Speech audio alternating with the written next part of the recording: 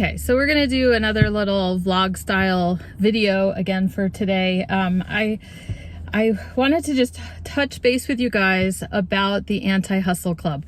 So I had to myself rewatch that video from the beginning of the year, and that was kind of like my my blueprint for how 2026 was going to go in our reselling business. And so I feel like because of the surgery and because of the recuperation period and stuff, I feel like my schedule's so completely off. And so I kind of had to rewatch it to kind of get back into my head what it was that I was going to try to accomplish this year. So it was interesting. Yeah, I do feel like I'm just kind of starting over. And honestly, I probably shouldn't even make this video until the beginning of April, because we do have some family stuff we have to, we're going to take care of. We're going to be out of town for a couple of weeks. And so we're going to have to, just briefly, when I had surgery, my dad ended up having unexpected, unplanned surgery like the next day. And so I wasn't able to go out there to see how they were doing. And now that I am kind of recovered as much as I can, I've got a plan to get out there and see them and see what they need and everything. So anyway, not necessary information for you guys, but that is going to disrupt the last part of this month still, as far as what I can feel like I can accomplish, you know, kind of on a regular basis. So the point of that first video, I don't know if you haven't seen it, it was basically about my goal for the year is consistency, not burnout, is kind of what we talked about. And we talked about the fact that everybody's reselling business looks different, but a lot of times the what do you call it? The culture for reselling, especially on social media, especially on YouTube, is about productivity. It's about hustle. It's about how much can you list, and just kind of pushing people, or people sharing how much they're getting done. And like we said, we're not knocking that. If you've got the circumstances and the energy to do it, go for it. And if that's what you need to feed your family, like, definitely go for it. But there's so many resellers out there who are just doing it for second income. They're doing it to clean out some stuff. They're doing it for fun. Or they just don't have, maybe they have a chronic illness and they can only do a certain amount, right? So we just want to also just talk about that. And not every YouTube channel has to be about the hustle. And so my channel is not about the hustle. And so we kind of jokingly coined that, like, let's have an anti-hustle club that we can be part of. So we want to not hustle so much, but we do want to sell things, and we still need to make whatever money it is that we can make. So consistency is pretty much where it's at. So I think in that video, I talked a little bit about getting ourselves organized, which we've kind of made a start on that. Nothing I could really show you, because the before and after, I don't know that you would be able to like tell the difference. It's just more mentally. Mr. Pish Posh knows a little bit more about where things are and how things are situated. And we're not done yet. He hasn't been able to get those different stations set up yet. We had talked about where we would do a sewing pattern station or a flatware station, so that you could have a place to kind of spread things out and sort, and not have to like clean it up, or it's not like filling up my living room for 2 weeks or something like that. So he's still working on that. Now, as far as consistency, again, I feel like I've kind of been slacking in that, just because of the recovery, and then just other parts of my life that I've been trying to catch up on as well. And so I do want to make a little bit more of an effort to, I think maybe we even talked about, like, if I have time to make listings, to make some extra, put them in drafts. And then if I know the next day that I am busy with other things, that I will go ahead and put, you know, I can make those drafts go live that day, just to kind of keep things active and keep things rolling, but not beating myself up over the fact that I'm not doing more. Do you know what I mean? Like one to 5 listings a day versus 10 to 20. So I just came to the post office, dropping off today's packages, And I was just gonna pop into a couple places. I think what today I wanna do is I'm gonna go to an antique mall. Now this is, yeah, it's an antique mall, and it's cool. It's downtown in Kalispell, and it's downstairs. There's a Western store upstairs, but downstairs is a place where all the booths, there's booths and things like that. So we have a couple little antique mall type things like this in the area. And so I don't necessarily go to get inventory. There are times I find things that I can sell for more online. But a lot of times it's like, for me, it's like, it's relaxing. It's educational. I like to sell vintage and I like to sell collectibles. So sometimes just going and seeing things and being able to pick something up and hold it, and I can recognize what's really antique or what's really vintage. It just helps kind of hone my eye for when I'm at thrift stores or at yard sales or estate sales and things like that, that I know I'm kind of finding the real deal. So anyway, I kind of like to do that. And then I'll grab some footage, and I'll grab some footage for Facebook and for those reels and things. And that's probably good. I don't necessarily need, that other video talked about, my goal for the year too is to thrift a little more intentionally. And actually I feel like I've been doing pretty good with that. The things that I'm finding, like especially clothing, if I find it, we list it right away, it's selling pretty quickly. And so that's kind of the goal. You know, keeping up with the stuff we're bringing home, we're not always 100% on that. But if a lot of the things we're picking up, we're trying to be more selective at what we're picking up so that we're not just kind of drowning in inventory all the time. I've also managed to grab some things that have been sitting around for a while and getting those listed, and they're selling.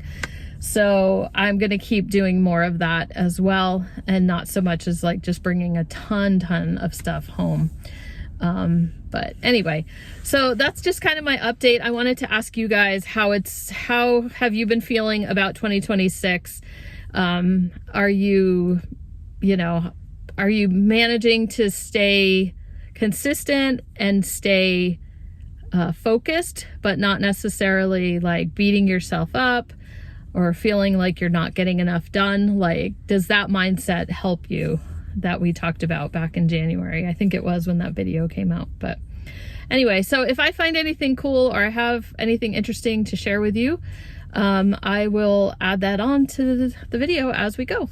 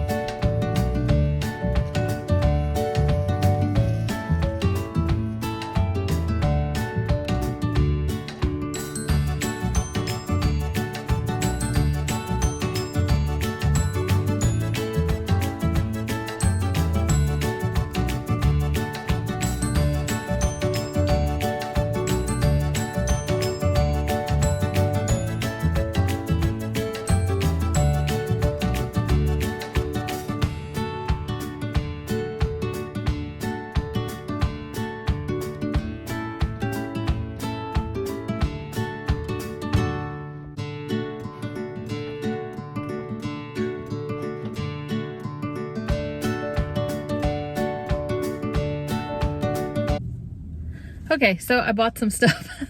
I did end up getting things at the antique mall.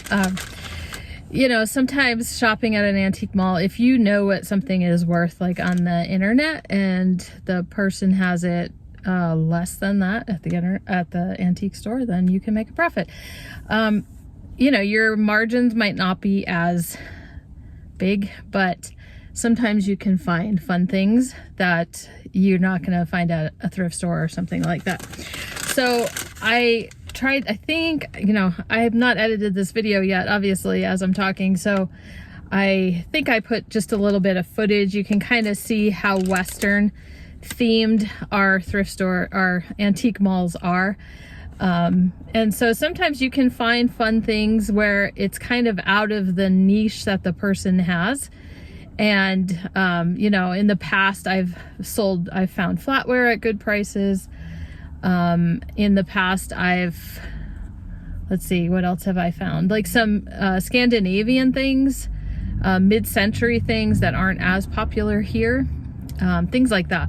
So the first place I saw was this. I'll put up a little video right here, but like right when I walked in, there was a jewelry case and they had a clearance, so things were priced as marked. So I just picked up a few little things. Some of it is just, I can tell, had a bit of age to it. So kind of like this vintage brooch. It was $5. It had been marked down from like 12. This is just a single earring, but somebody could turn that into a brooch as well. It was kind of cool looking. That was also $5. And then I just got a vintage dress clip. And it doesn't have any stones or anything. A lot of the things in that case were old, but they were, you know, missing stones or things like that. So like I said, I'm not gonna probably make a ton on this stuff. This one was really cool. It's just metal, but it's tinted. I think you can see it, this girl. So I don't know anything about it. That was $4.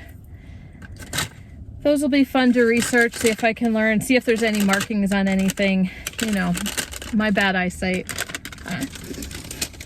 And I don't investigate as much or research as much when I'm in there. There's a lot of people and I'm on camera like all the time. So I was taking pictures of things. I also found, so the other thing to keep in mind is a lot of antique malls are not necessarily just only antiques. They're antiques and collectibles. They're things that people have just come across at thrift stores or estate sales, and they're, you know, just pop it in their booth, even though it's not necessarily even vintage or old or anything like that. But I did, so I've found Starbucks mugs at places like that and flipped them.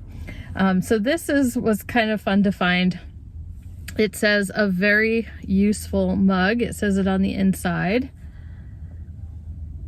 Okay, sorry, my battery is dying. And it is an Emma Bridgewater. And they were asking $7, so I went ahead and got that for $7. And then my best find, I think, I gotta just show you real quick before my battery dies. The Story of Cotton Thread. This is not my best find. It was like $5, but it has like samples of threads inside. And I did look through all the neckties. I paid up for this one a little bit, but it was really pretty. It's vintage, like 50s, 40s, 50s. That was like $12. You guys might think I'm crazy for that, but I have a plan. And then I found this little swung vase. Look at that. We'll see. I have to do more research. I just did a quick Google lens just to see if, you know, if it could be attributed to anybody like easily. So anyway, that was kind of fun. There are some booths that are priced a lot lower, so you just got to poke around. It pays to kind of just keep looking. I'll see if I can find a value of this one and pop it up on the screen. So I got to figure out where I'm going next. I hope I have battery enough to record some more things. Okay, so I may have gotten too excited too soon on this now that I'm home and doing some research. It's possible this is just like from TJ Maxx or something like that. I don't know. I have a question into a glass group on Facebook, so stay tuned on that. But anyway, it's really cool looking. So I may have just added a glass to my collection. You never know. I was just thinking how making this content like in that last place at the antique mall and even in thrift stores, but especially the antique mall, I didn't have a cart or a basket or anything like that, so it was kind of hard to record things while I was like had my hands full. And so I keep saying I'm gonna try to get these Meta glasses. Is that how you say it? Anyway, so you know, they're glasses, and they can be like Ray-Ban or Oakley or whatever, but they are like little computers or whatever. You can listen to music, you hook it to your phone. Don't ask me how these things work. But it has a camera in it and you can record, right? And so I tried on the frames that were at our local glasses store. Like they're so big, right? But I think it would be a lot less obvious to people. Anyway, I should put up pictures. You can get them with sunglasses. You can get them as regular, like you can put your prescription in them. You could just have it like clear. You could have it transition so that it turns into a sunglass. Anyway, it's kind of like the newest thing. And I just was like, I haven't bit the bullet yet, but I just think that would be kind of cool. You can just put them on. And as I'm like thrifting or doing things, it's a little less obvious than me taking these little clips of videos with my phone. Anyway, what do you guys think? I'm going to put up pictures right here of the pictures that I took at the glasses store so you can see which ones what they all look like. So, you know, I mean, I don't really care. I'm always laughing about this. People are like, oh, I can't, it's so hard to record while I'm thrifting. People look at me funny when I'm doing it, and I'm like, I don't even notice that. I like grew up in New York, and when we shop, we're in our own little world. So we're not saying hi to people. We're not, I don't know, that's just my experience. But you just kind of mind your own business. So I don't even notice if people are looking at me while I'm recording at a store. But how do you guys feel about it? Have you tried that? Do you know, if you're a content creator, do you think, or even if not, do you think that would make you feel self-conscious to try to record things? I'm not big into recording other people. So I think if I use them, you know, you can turn the recording off and on, but I think I would try to avoid, you know, getting too many people in my pictures. But okay, I stopped at one other thrift store. I'm just gonna just take a gander. It's possible this was the day that they had been putting out jewelry. They have a separate woman who kind of sorts and prices the jewelry, and Wednesday afternoons was generally when she was doing it.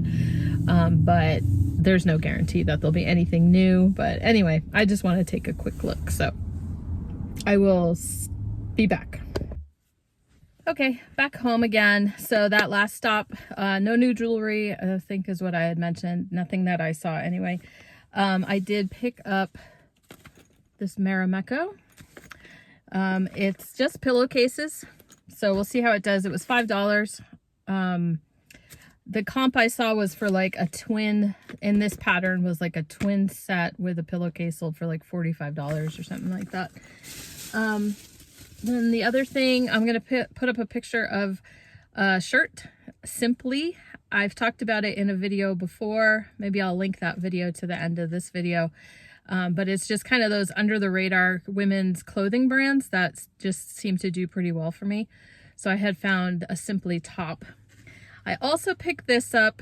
It would have been cuter if it was, or like better if it was a little bit cheaper. It was $6, but take a look at this picture.